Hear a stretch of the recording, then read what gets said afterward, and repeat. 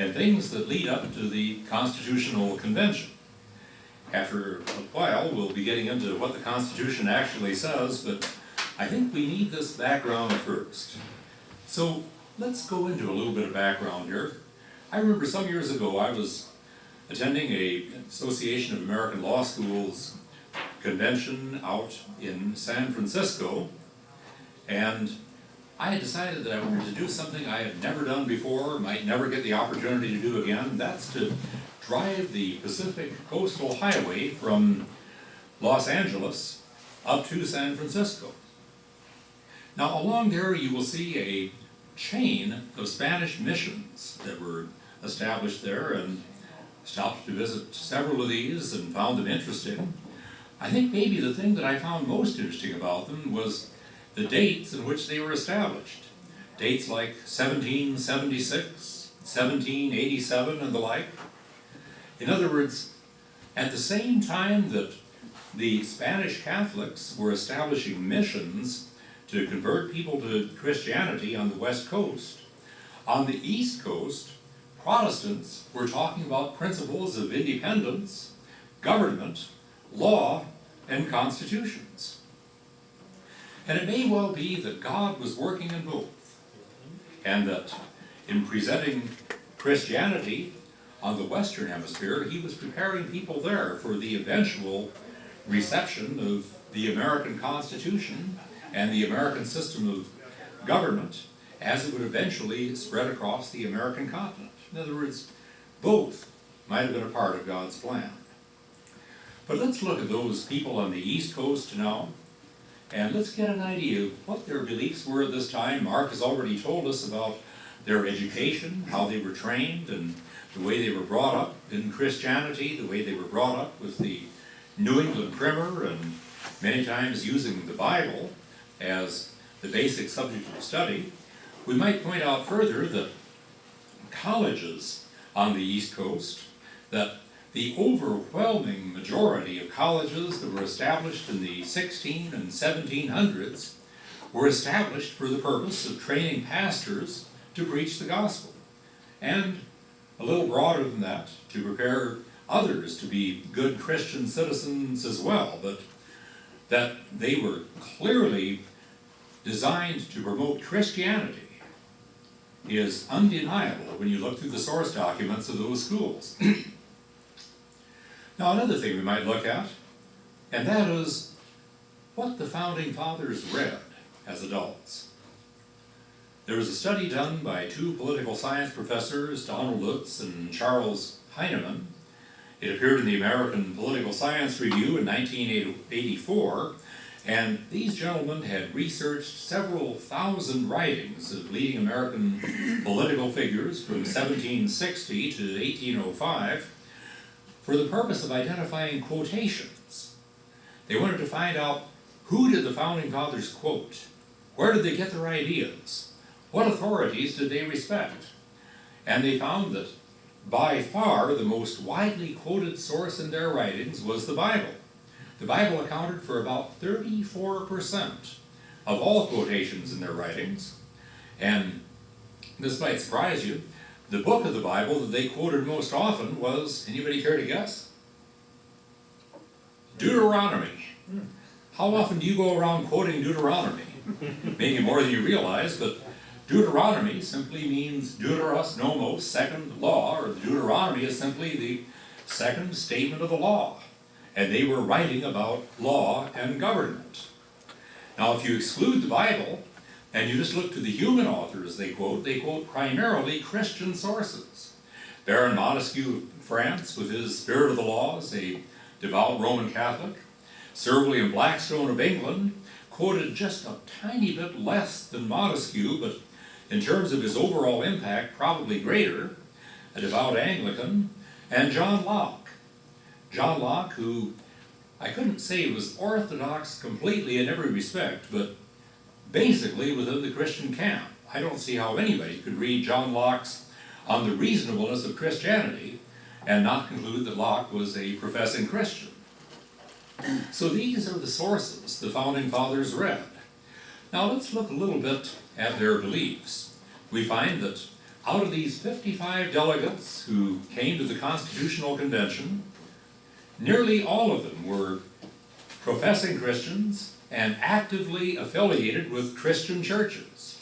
Dr. Remy Bradford, in his work, A Worthy Company, has documented this very well, and he says that he expected to find that they were deists, because that's what he had always been taught, but as he did his research, he found that simply is not true. Out of these 55, 28 of them belonged to the Episcopal or Anglican Church, or might have called it the Church of England. 8 of them were Presbyterians. 7 were Congregationalists. 2 of them were Dutch Reformed. 2 were Lutherans. I think that was probably the South Dakota delegation, except I'm not sure they made it, did they? There were 2 who were Methodist, 2 who were Roman Catholic, and that leaves 4. One of those 4, McClurg, Bradford just lists a question mark about him because he didn't write much and there is not much written about him. One of my students did a research paper on him and came to essentially the same conclusion, but he did find that he had been buried at an Episcopal churchyard, which indicates probable church membership, but we don't know that for sure. That leaves maybe 3 out of 55 who you could say were unorthodox in their beliefs. That's about 6%. Now, one of those would be Ben Franklin. And Franklin, of course, is a charming man, a fascinating figure from history, and I think we need to understand a little bit about Ben Franklin. Ben Franklin may have been a deist earlier in his life, but it's very clear that the older he grew, the more he moved away from deism. He'd been through the great religious revival that we call the Great Awakening, and there he became close friends with George Whitefield, one of the leading preachers of the Awakening. He possibly never fully accepted all of Whitefield's theology, but he did his printing for him free of charge. He attended his crusades. He shelled out large amounts of money to support what Whitefield was doing. Franklin's approach to truth was largely pragmatic, and Franklin didn't really care whether or not the doctrines that Whitefield was preaching were objectively true. What he cared about was that when Whitefield came and conducted a series of revivals in the community, drunks became sober, broken families were restored, slothful people became workers, and criminals became law-abiding, and essentially Franklin's attitude was, I don't know about the objective truth of all this, but it works, and so I'm all for it. After the War for Independence, where he worked with a lot of the Calvinist people, he wrote, I want my grandson educated in Switzerland because I want him raised as a Presbyterian and a Republican. Republican, of course, with a small r. But at the convention, Franklin is the oldest person there. He's 81, not in the best of health. Sometimes they had to bring him in on a litter, but I wouldn't say Franklin was one of the leading delegates in terms of his substantive contributions to the discussion, but certainly in terms of creating a spirit of harmony. At a time on June 28th, when the convention was in discord over a number of issues that divided the delegates, it was Franklin who stood up then and made a motion for daily prayer. And in that motion, Franklin reminds them that 11 years earlier, we had had the Declaration of Independence right here in this same building, Independence Hall. And he says, in the beginning of the contest with Britain, when we were sensible of danger, we had daily prayers in this room for the divine protection. Our prayers, sir, were heard, and they were graciously answered. I have lived, sir, a long time, and the longer I live, the more convincing proofs I see of this truth, that God governs in the affairs of men. Now, saying that doesn't make you a Christian, but that is as direct a repudiation of deism as he could possibly make. Yes. He goes on to say, and if a sparrow cannot fall to the ground without his notice, is it probable that an empire can rise without his aid? We have been assured, sir, in the sacred writings that except the Lord build the house, they labor in vain that build it. I firmly believe this, and I also believe that without his concurring aid, we shall succeed in this political building no better than the builders of Babel. That coming from the man who, of all of those delegates, was probably the least orthodox in his convictions. One that I find a fascinating figure at the convention is Alexander Hamilton. Hamilton is raised as an illegitimate child in the West Indies. He was firmly taught Calvinist theology by a Scottish Calvinist schoolmaster, the Reverend Hugh Knox, and then he went to work for a Dutch Calvinist businessman by the name of Henry Kruger. Kruger, when Hamilton was about 14, Kruger had to go to America for a lengthy stay to recover from an illness, and left this 14-year-old boy, Alexander Hamilton, in charge of an international shipping business. Here is this 14-year-old kid who is dealing on a daily basis with pirates and lawyers and sea captains. I don't know why I put pirates and lawyers in the same breath. I apologize to any lawyers, or I apologize to any pirates I have offended by that. Or any lawyers. But you wonder how he developed the acumen to become Secretary of the Treasury, to set up the nation's currency system. I'd say it's back there in those days with Henry Kruger. At the Constitutional Convention, Hamilton says, "Take mankind in general, they are vicious. Their passions may be operated upon." And he says, at a later time, "Till the millennium comes, in spite of all our boasted light and purification, hypocrisy and treachery will continue to be the most successful commodities on the political market." Where do you get a view of human nature like that? Straight out of John Calvin and his Calvinistic upbringing. The concept of the total depravity of human nature. I recall once, some years ago in Missouri, I was talking to a Missouri Synod Lutheran pastor, and he found out that I was going to be speaking to a Calvinist audience. And he said, "Well, I'll say this about Calvinists. Anybody who believes in total depravity can't be all bad."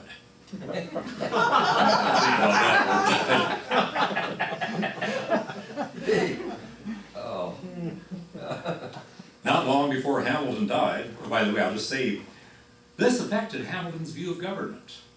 Believing that man is sinful like this, he believed we need a strong central government to keep the sinful nature of people in check. Now, Patrick Henry, also a Calvinist, believed just as strongly in the sinfulness of human nature.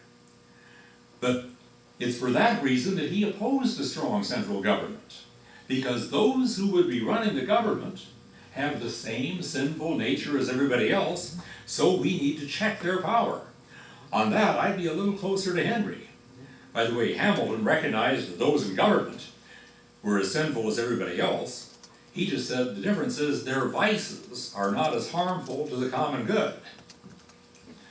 Well, shortly before Hamilton died, he laid plans to establish an organization that he wanted to call the Christian Constitutional Society, which doesn't sound much like Americans United for Separation of Church and State. But he thought this would preserve the virtues that this nation needs: Christianity and the rule of law under the Constitution. You're probably aware, though, that he died in a duel with Aaron Burr, and he wouldn't recommend dueling, not today certainly.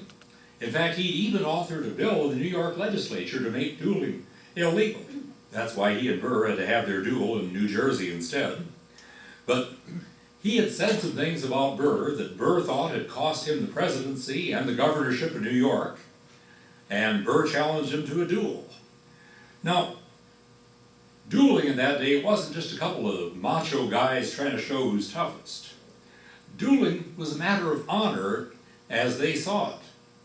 If you challenged somebody to a duel, you were saying, "You have besmirched my honor. And I value my honor as a gentleman so highly that I am willing to risk my life on the dueling field in order to vindicate it." Very seldom would a duel actually take place.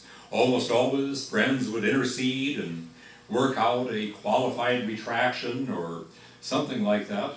In this case, there was no middle ground, and so Hamilton, a Christian man who believed dueling was wrong, decided he had only one course of action, and that was to face Burr in the duel and refuse to shoot back. Listen to what he wrote to his wife the night before the duel, and he said the same to several others. He said, "The scruples of a Christian have determined me to expose my own life to any extent rather than subject myself to the guilt of taking another. This much increases my hazards and redoubles my pangs for you. But you had rather I should die innocent than live guilty. Heaven can preserve me, and I humbly hope will. But in the contrary event, I charge you to remember that you are a Christian. God's will be done. The will of a merciful God must be good. Once more, adieu, my darling, darling wife, Alexander Hamilton." The duel took place the next morning. It was so quick, of course, that nobody can say with certainty what happened, but witnesses were agreed Burr's pistol fired first. Hamilton was struck. His pistol fired, but went wild. Probably his fist just clenched on the trigger when he was struck. Shortly after he was struck, he said, "I fear this wound is mortal." Lingered on for some 40 or 31 hours.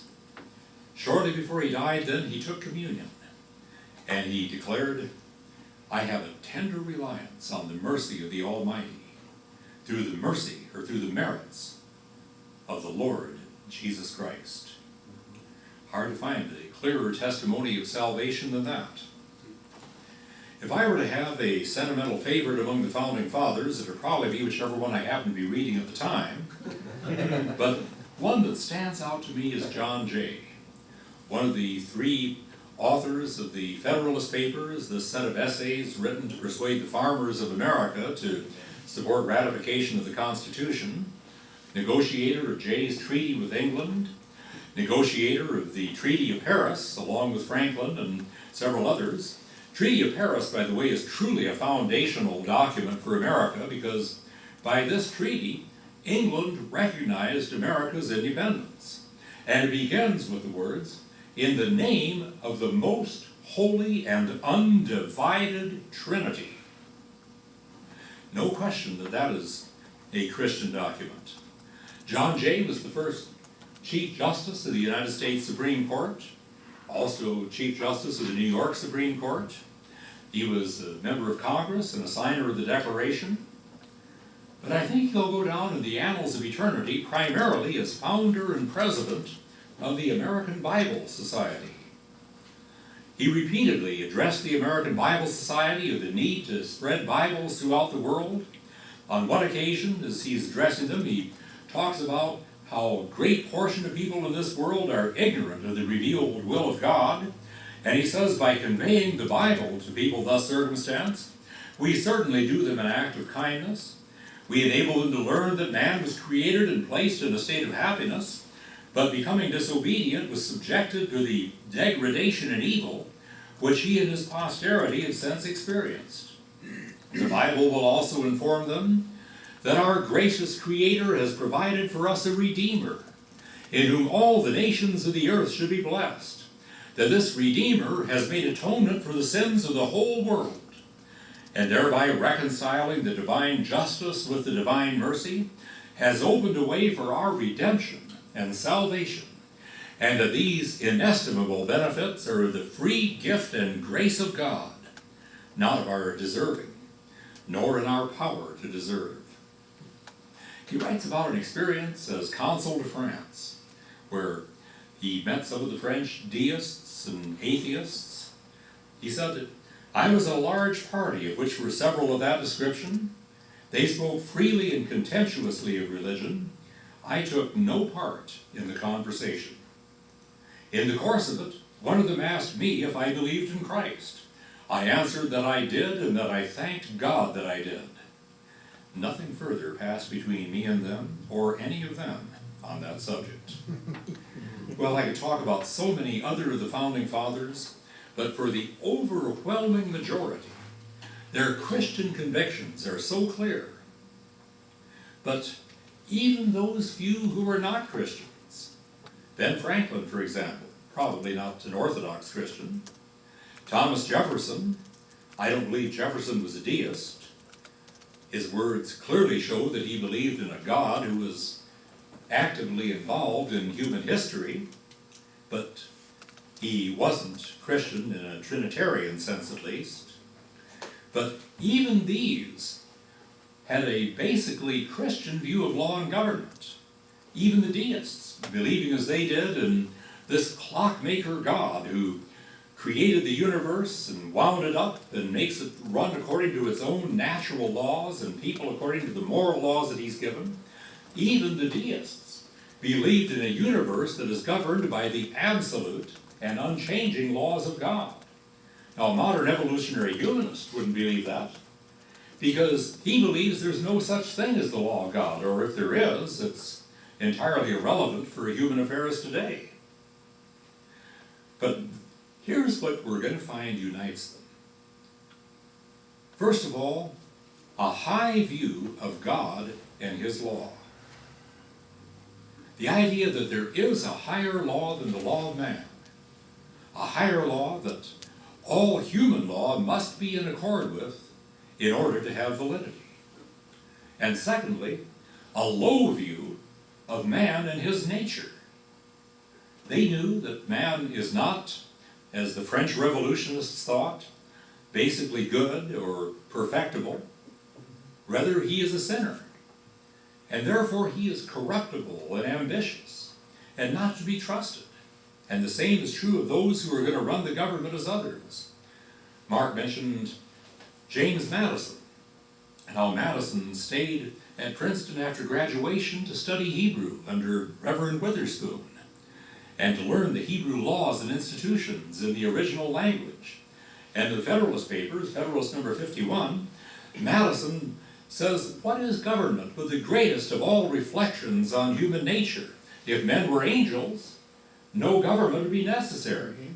If people were good, we wouldn't need government. Everybody could do his own thing. He goes on to say, if angels were to govern men, no control on government would be necessary. If we had a few of those wise, benevolent philosopher kings that Plato spoke of, we could just give them absolute power, and they wield it in everybody's best interest. But Madison seems to suggest that our rulers aren't angels either. And so, he says, in framing a government which is to be administered by men over men, we must first enable the government to control the governed, and there is enough power to preserve law and order, but at the same time oblige it to control itself. That problem is at the very heart of what the American constitutional experiment is all about. I'll turn it back over to Mark, who's going to continue.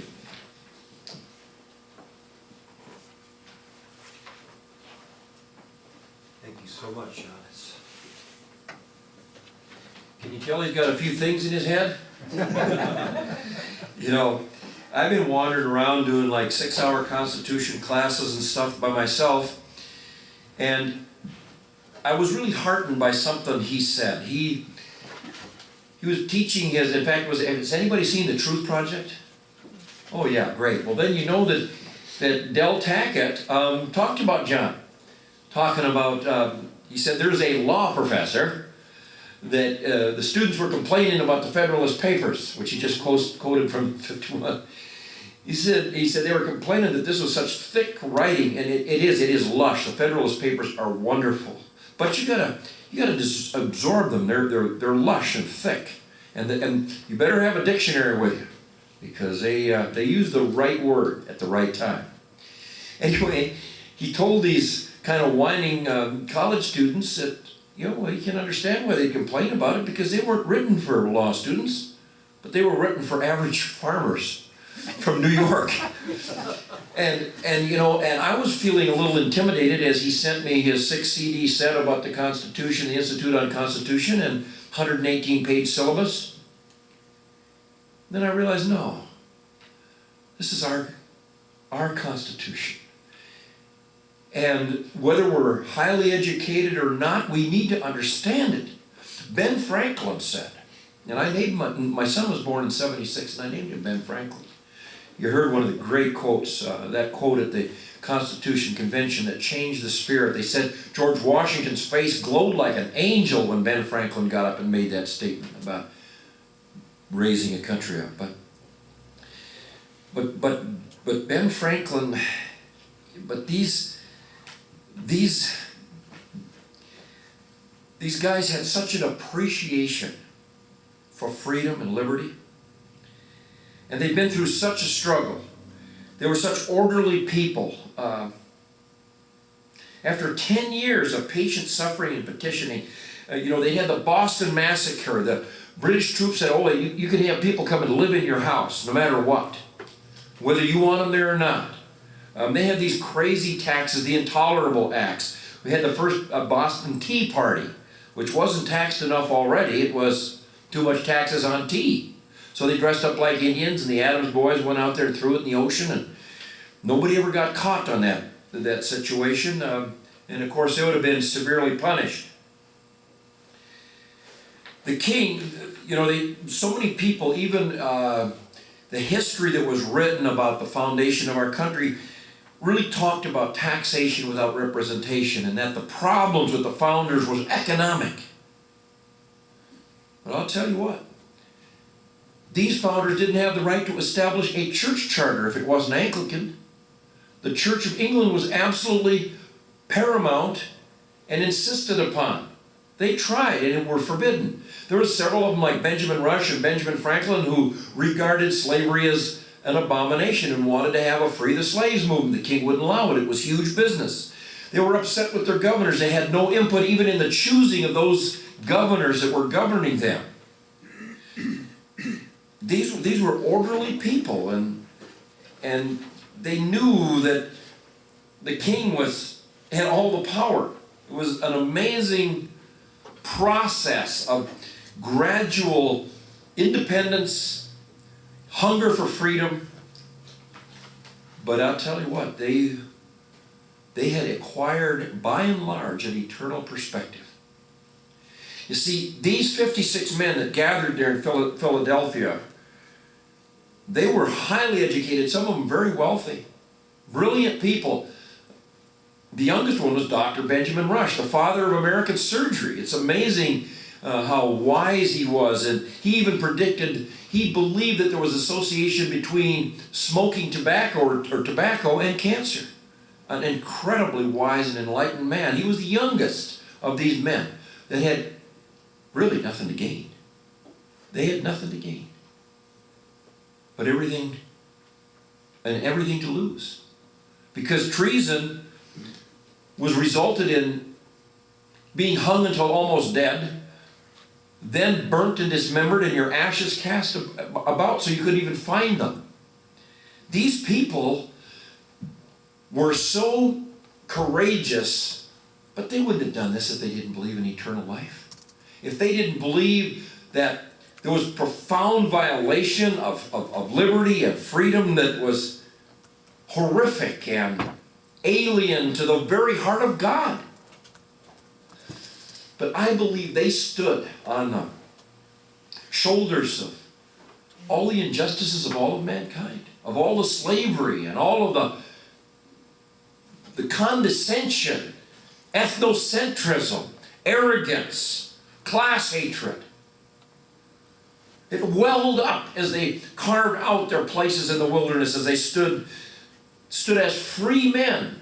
But when they needed reasonable laws, they would cry out to the king, and the ships would go over, and it'd take a year, and usually the king didn't care. He wouldn't care. Wouldn't respond to their needs. So the point is, they went on and on and on about this grievances and struggles. And then they began, 5 people, Thomas Jefferson, John Adams, Benjamin Franklin, Roger Sherman, and Robert Livingston, were a committee to draft this Declaration of Independence. This amazing document. And it was so dangerous to them that they called it a unanimous declaration because they didn't want to have their names listed. They didn't even reveal the signed declaration until after George Washington had a victory at Trenton, because they would have been harassed and probably captured and killed. So, in fact, Thomas Jefferson just barely evaded escape as they came to Monticello, to where he was. And so this wasn't even released until 1777. But if you can understand these men who pledged their lives and their fortunes and their sacred honor, I think more than anything else, the character and the courage of these men, I call people to that same kind of commitment again. Same kind of commitment to stand up for the government that resulted in the richest, strongest, freest, most generous, most Bible-sending, most Christ-promoting nation in the history of mankind. Think of it. But it took a pledge of everything. That there is nothing in this world that is more precious than God-given freedom. And eternal life is a lot longer than a life of servitude and cowardly bondage. So these guys, they made a proclamation. I'm sure Spartacus rolled over in his grave and said, "Yippee-ow!" And some of the helots that waged against the Spartans, and think of all the slave rebellions out through recorded history, not to mention 400 years after Joseph was there in Israel, in Egypt, as the bondage grew and grew under each successive pharaoh until the people, Israelites, gathered to almost 2 million. The heart's cry of mankind, to look at a child that you see strong and healthy and precious with twinkling eyes, and you see your son's own handprints, and you see 50% of your gene pool in that child, and 50% of your wife's gene pool reflecting its way in a myriad way, and then somebody rides up on a pony and splashes dirt on them because they're noble born. The heart cry of humanity came to rest in Philadelphia in 1776. And the cry for justice was heard, and has been heard again and again and again ever since. And they cried out for the law of God and nature's God, the law of the order of the universe, and the law of revealed God in the Ten Commandments and in the Bible itself was the absolute foundation of this courageous declaration.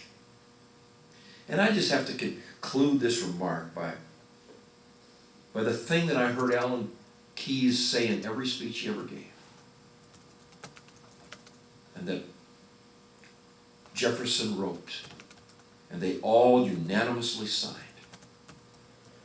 We hold these truths to be self-evident, that all men, that meant all people, all men are created equal and endowed by that Creator with certain inalienable rights. And among these are life, liberty, and the pursuit, not the guarantee, of happiness. Profound words that change the world and continue to do so if people will stand on them. So that's what we're doing. We're moving ahead as we inexorably move towards the Constitutional Convention and the amazing, greatest Constitution that the world has ever seen. Some people say the greatest achievement of mankind, the United States Constitution. So I would really like to call back John, and he's going to wrap up this little session with talking about the Articles of Confederation and a little bit more.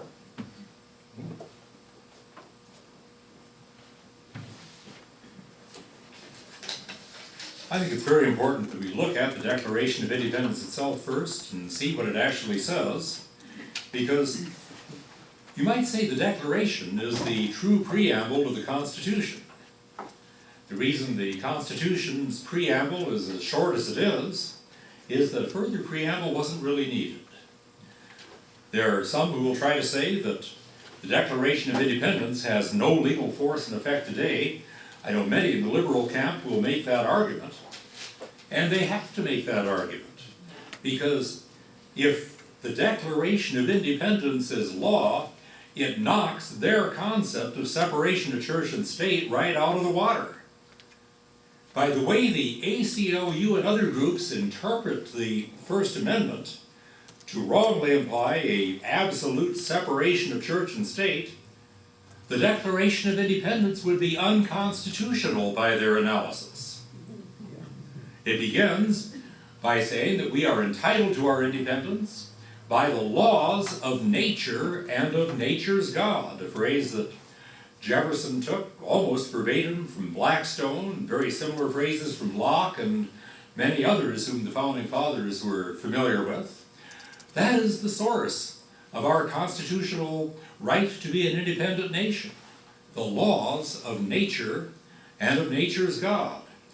And there was a concept at that time, and concept that's been throughout most of history. I've been doing a lot of study on this. I have a book that's going to be coming out hopefully next fall that goes through the law of nature in ancient societies all the way back to China and India and Persia and Mesopotamia and Egypt, looking further at some of the various empires in early America like the Inca, the Maya, the Aztec. All of them recognize that there is some kind of higher law. They may have some disagreement about what it contains, but there is this law of nature, as they would understand it, that supersedes all human law. And in this law of nature, in order for human law to be valid, it has to correspond to that. Cicero, probably the greatest of all Roman legal philosophers, spoke about natural law as being right reason, which he said is embodied in God himself. So that's the source of our independence. And then he goes on to say that we have certain truths that are self-evident. That means they're not really truths that we're going to argue about here. These are the basic assumptions that our nation is based on. And how are you going to really argue about whether all men were created equal? Can you prove or disprove that? Can you prove or disprove that people have rights? In other words, these are self-evident assumptions that Americans make. We hold these truths to be self-evident. Not that all men are evolved equal, but that all men are created equal. And a belief in God's creation of man in his image is the only firm basis for believing in equality.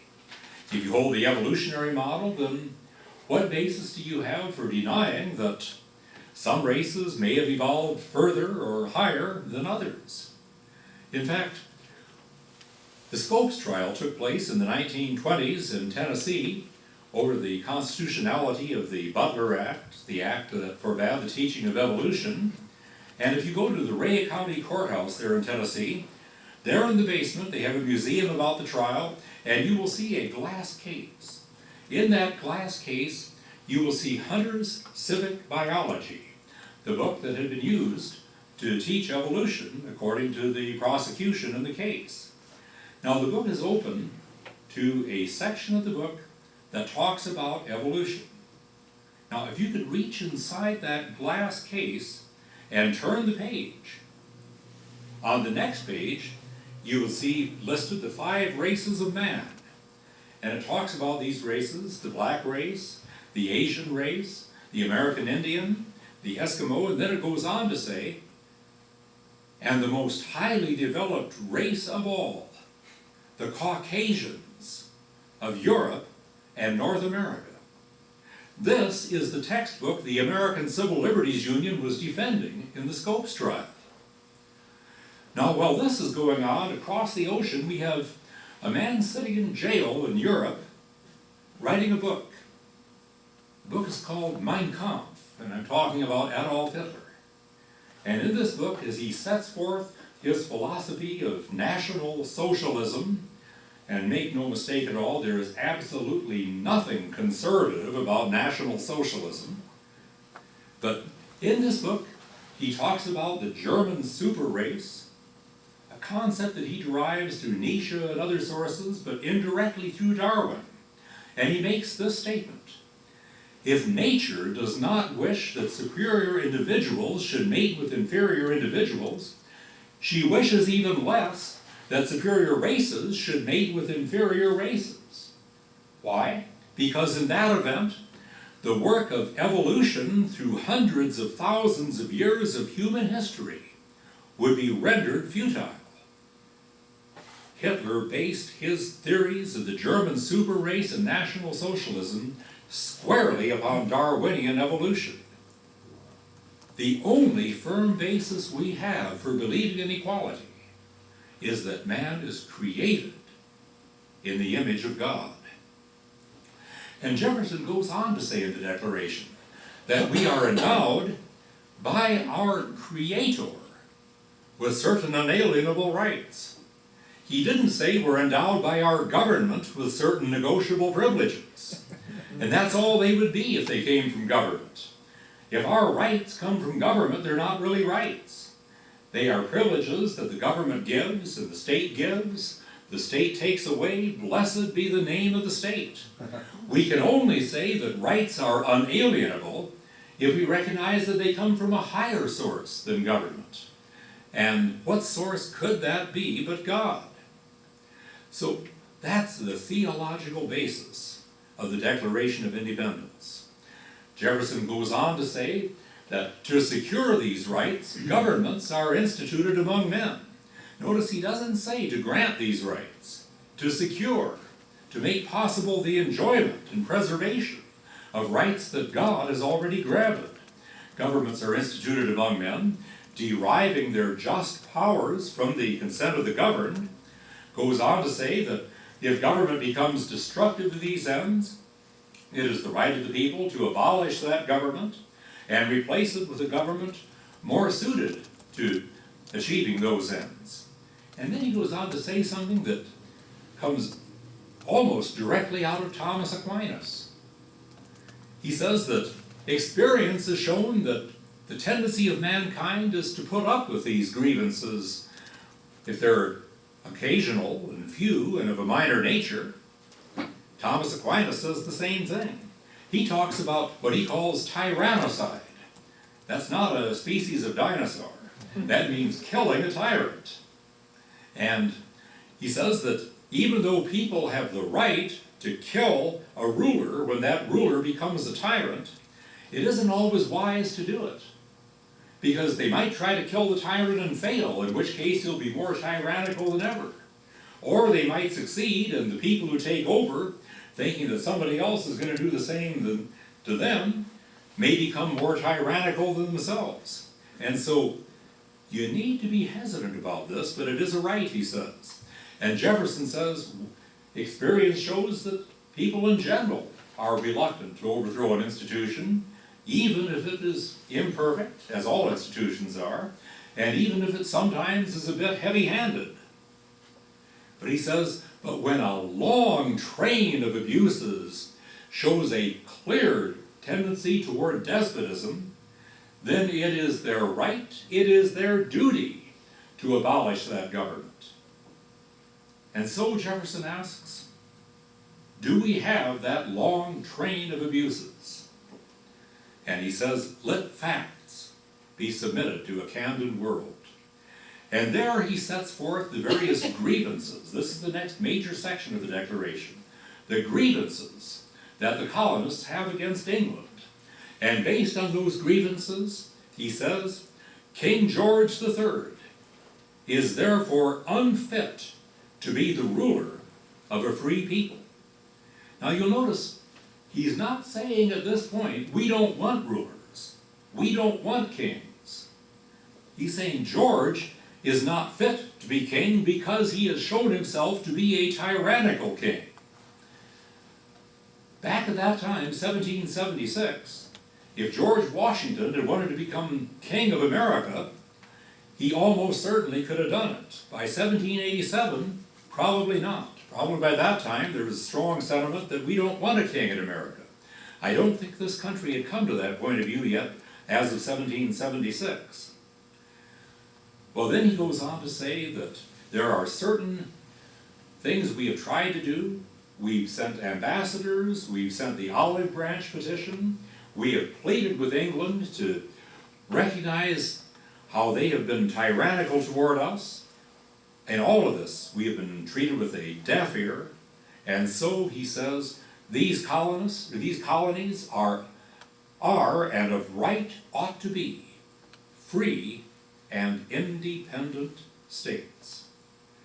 And so, in pursuing that, he says that we have a firm reliance upon divine providence. We appeal to the supreme judge of the world for the rectitude of our intentions. And we pledge our lives, our fortunes, and our sacred honor. Many of those delegates lost their lives. Many of them lost their fortunes. John Hancock, president of the Continental Congress, possibly the wealthiest man in North America at the time, when the time came when the British were in control of his shipping yards, and the colonists had ships out there in the harbor, without a moment's hesitation, he ordered those ships to fire upon his own shipping yards, wiping out his own fortune, and he didn't hesitate a second in ordering that that be done. Some lost their lives, some lost their fortunes, but they all retained their sacred honor. Well, during that war for independence, we needed a form of government. And the form of government at this time was the Articles of Confederation. Some say that they should be more considered a compact than a constitution, but I would say they are, in some sense of the word, a constitution. But essentially, they are a voluntary agreement between what we've already addressed as these united colonies that are and of right ought to be free and independent states. There are 13 articles, which possibly reflects the 13 states at this time. The first simply gives the name, the United States of America. The second sets forth that each state is sovereign. The third simply sets the purpose of these articles, and that is a league of friendship for the common defense, security of liberty, and mutual welfare of these 13 states. The fourth deals with certain rights that each citizen has while he's traveling in another of the 13 states. The fifth sets forth the structure of the Continental Congress. Interesting, Roger Sherman at this time suggested it be a two-house Congress, but they decided not to do that then. They would listen to Roger Sherman at the Constitutional Convention later. The sixth provides that states may not maintain treaties with foreign countries and may not have standing armies except as necessary for their own defense. The seventh is that each state may appoint its own militia officers except for generals. The eighth provides that the costs of the war were to be paid out of the treasury of the Confederacy. The ninth sets forth the powers of the Continental Congress, and it's a short article because it didn't have many powers. The 10th sets forth that there's to be a committee composed of representatives of each state. And this committee is to make decisions when the Continental Congress is not in session, and the decision of consensus of any 9 states would be sufficient in order to take action when Congress wasn't in session. The 11th article invites Canada to join the Confederacy, and they really thought that might happen. It didn't happen, of course. In fact, the colonists, and they weren't colonists anymore, but in the War of 1812, they were quite surprised at how strenuously, in fact how capably, the Canadians fought on the side of the English. 12th was that the Confederacy would agree to honor all past debts. And then the last, and this was one of the most difficult, provided that the articles could be amended only by the unanimous consent of all 13 states. which made it virtually impossible to amend. Well, we see some limitations here. Now, the articles did get us through the war, although just barely, but among these limitations, there was no chief executive. Yes, there was the president of the Continental Congress, John Hancock at one time, John Hanson, Elias Boudinot, and others, but he was more like, let's say, a Speaker of the House than like an actual executive. There was no federal judiciary, which some might think would be a blessing, but it did make it difficult to enforce federal decisions. There was no federal taxing power, which again might seem like a blessing, especially today, 15 April, but no federal taxing power. And in order to raise money, they relied upon requisitions from the state. Essentially, the way this would work is, let's say President Elias Boudinot might send out a requisition saying that George Washington has said that he needs, let's just say, $1 million to conduct the war this year. And to the governor of North Carolina, he says, I think your fair share of this million ought to be about 100,000. Well, the governor of North Carolina gets that letter a few weeks later, and a few weeks or months after that, when the legislature is in session, he reads it to the legislature, and he said, I think George and the boys are doing a good job in the war, and I think we ought to support them. And so, after we've apportioned our budget, if we have any money left over, let's send it to them. That's the way we raised funds, and it was difficult during the war when we had a common cause to unite us. After the war was over, it became virtually impossible. There were no federal enforcement powers, and again, it was virtually impossible to change because all 13 states had to concur in an amendment. And so, we start having serious problems after 1783 when the Continental Congress is finished with the war, and for one thing, we have combined inflation and recession, and I should say mega inflation and mega recession at the same time. Congress is unable to raise its necessary funds by requisitions, which is understandable. We have domestic disturbances. There was Shays' Rebellion in Massachusetts, which was really probably more like a riot than an actual rebellion, and the state of Massachusetts was able to put it down, but that was evidenced sometimes to demonstrate the problems under the Articles. The states were treating each other as foreign nations for commerce purposes. You wanted to sell your goods as a South Carolinian in North Carolina, you'd have to pay tariffs and things like that. And we had border problems among the states. It wasn't clear where the borders were, especially as you get out to the western frontier. How far does North Carolina extend? All the way to the Mississippi, all the way to the Pacific, and border problems among the various states there. None of this was clear, and nobody was in a position to settle it. We're also having border problems with the English to the north, and with the French to the north and west, and with the Spanish to the south and the west. Things weren't going very well. Well, during the war then, Hamilton, and I think you really have to say that more than any one individual, Alexander Hamilton deserves the credit for carrying the ball to have a constitutional convention take place. But even during the war, when he was a colonel in the Continental Militia and an aide-de-camp to General Washington, Hamilton was already writing letters saying, once this war is over, we need something stronger than the Articles of Confederation. After the war, he persuaded his home state of New York, their legislature, to issue a call for a convention. Not a single state joined, and shortly thereafter, the anti-federalist forces became the majority in New York as well. He was outvoted later in his own state. In 1783, Hamilton tried to persuade Congress to call a convention. Congress was not interested. 1785, well, by this time, something important had happened. Alexander Hamilton couldn't persuade Congress, but he could persuade the person who could persuade Congress. And so he reached Washington. And in 1785, Washington wrote a letter that was sent to each of the 13 governors, urging a new constitutional convention.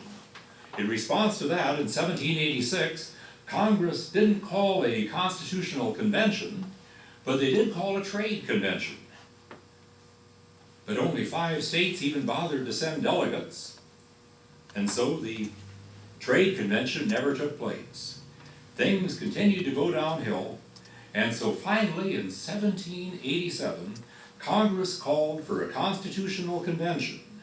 It was to be held in Philadelphia starting the 14th of May of 1787, and it was for the sole and express purpose of revising the Articles of Confederation and suggesting amendments thereto. Not for the purpose of creating a whole new constitution, but to revise the articles and suggest amendments thereto. Well, so 14 May of 87 came around. Only 2 states had shown up. And that was perhaps providential. During that time, the Virginia delegates, led by James Madison, began to draft what they called the Virginia Resolves. These were some of the basic propositions that they thought this convention needed to consider. And so, by the 25th of May, when the necessary number of delegates had shown up, we had this agenda. Had they just all 12 states, and there were only 12 states there, Rhode Island never sent delegates to the convention. If they had all shown up on the 14th of May, chances are they would have begun in confusion and ended in confusion. But the resolves that those Virginia delegates put together in those 11 days before 25 May meant that the convention would proceed in an orderly way. Anyway, so that gives us an idea of how we come to the Constitutional Convention. We'll take a break now, and I'm going to suggest something here that I've never done this before, but I think it might be a good idea, and you're going to say this is a cheap, underhanded trick to sell books, and it is. But it's going to be a lot easier for you to follow when we start talking about the actual provisions of the Constitution if you have a Constitution that you can look up. Anyway, in the back of Christianity and the Constitution, no, don't show them that, don't show them that. In the back of the Constitution, Christianity and the Constitution, we do have a copy of the Constitution. And if you'd like to pick up a copy of the book, you don't have to buy it, you can decide that afterward. But if you'd like to follow along with that, you're welcome to pick up a copy of the book and do so, and decide whether to buy it later. Yes, that's a cheap trick to sell books, but anyway, it will help you to follow along better if you want to do that. And I guess Mark is showing me here that he has also some sample copies of the Constitution. You can use that as well. Okay, let's take a break at this time. About a 5-minute break, folks.